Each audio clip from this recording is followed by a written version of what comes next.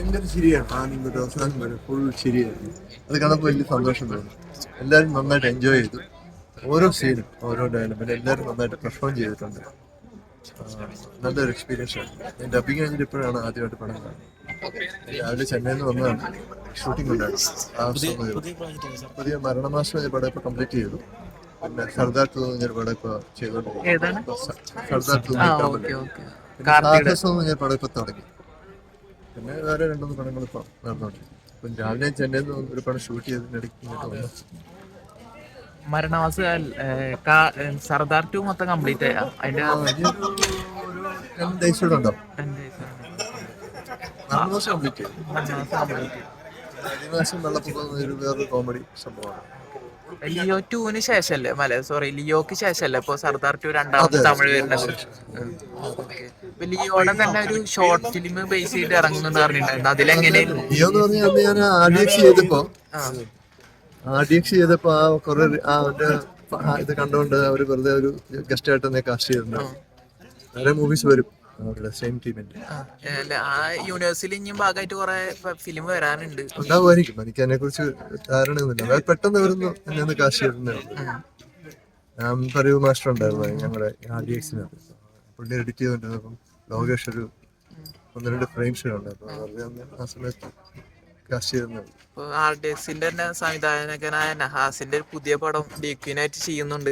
അതില് പെപ്പെ ഡിക്യൂ നല്ലൊരു കോമ്പിനേഷൻ ഒക്കെ വന്നോണ്ടിരിക്കുന്നുണ്ട്. എനിക്കറിയില്ല, അതിനെ കുറിച്ച് എന്നെ കൂടെ ഒന്നും പറഞ്ഞിട്ടില്ല.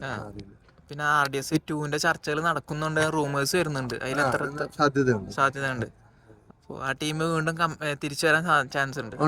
തിരിച്ചു വരാൻ വരണമല്ലോ. കാരണം നല്ല അപ്രിസിയേഷൻ കിട്ടിയ ഒരു പടമാണ്. അപ്പം അങ്ങനെയുള്ള സിനിമകൾ വരുമ്പോൾ പെട്ടെന്ന് അതിന് ബിസിനസ്സും അപ്രിസിയേഷനും കൂടുതൽ കിട്ടാൻ സാധ്യതയുണ്ട്. ഒരു സക്സസ് വരുമ്പോൾ അതിനെ ബന്ധിപ്പിച്ച് അടുത്ത സിനിമ വരികയാണെങ്കിൽ അതെപ്പോഴും അതിന് ഓൾറെഡി ഒരു മാർക്കറ്റ് ഉണ്ട്. അത് ഈസിയാണ് അത് പിന്നെ മാർക്കറ്റ് ചെയ്യാനും ഓഡിയൻസ് റിലേറ്റ് ചെയ്യാനൊക്കെ. ഇപ്പോൾ തമിഴിലൊക്കെ അങ്ങനെ സംഭവിക്കാറുണ്ട്. ഒരു പടം ഹിറ്റായി കഴിഞ്ഞാൽ അടുത്ത പടം പെട്ടെന്ന് വരും. അല്ലെങ്കിൽ ഒരു നടന് കൈയടി കിട്ടി കഴിഞ്ഞാൽ ആ നടനെ വെച്ച് അടുത്ത ഹീറോ പടം ചെയ്യുക, അങ്ങനെയൊക്കെയുള്ള തമിഴ് സംഭവിക്കാറുണ്ട്. പിന്നെ അതുപോലെ തന്നെ ഒമർ ലുലുവിന്റെ കൂടെ പവർ സ്റ്റാർ എന്ന് പറഞ്ഞാൽ അതിന്റെ എന്തെങ്കിലും അപ്ഡേഷൻ എന്തെങ്കിലും ഇല്ല, ഉടനെ ഇല്ല. കാരണം കൊറോണയ്ക്ക് മുമ്പ് പ്ലാൻ ചെയ്തതാണ്. അപ്പം കൊറോണ വന്നപ്പം പ്രൊഡക്ഷനൊക്കെ വീക്കായി പോയി. ഇനിയിപ്പോൾ അത് കുറെ പരിപാടികളുണ്ട്. കുറച്ച് കഥയും തിരക്കഥയൊക്കെ ഉണ്ടാകാനുണ്ട്. പരസ്യ പരിപാടികളുണ്ട്.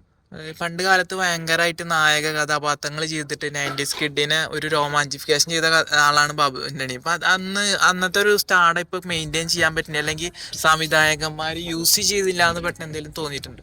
അതിപ്പോ ഓരോരുത്തരുടെ ഒരു ഇതാണ്. ഇപ്പൊ എനിക്കിപ്പോ ഏറ്റവും വലിയ അന്ന് പിള്ളേരായിരുന്ന സംവിധായകർ, അന്ന് എന്റെ പടങ്ങൾ കണ്ടു വളർന്ന സംവിധായകരാണ് ഇപ്പൊ ഇൻഡസ്ട്രിയിലുള്ള പല ആൾക്കാരും. അത് തമിഴിലാണെങ്കിലും മലയാളത്തിലാണെങ്കിലും ഒക്കെ.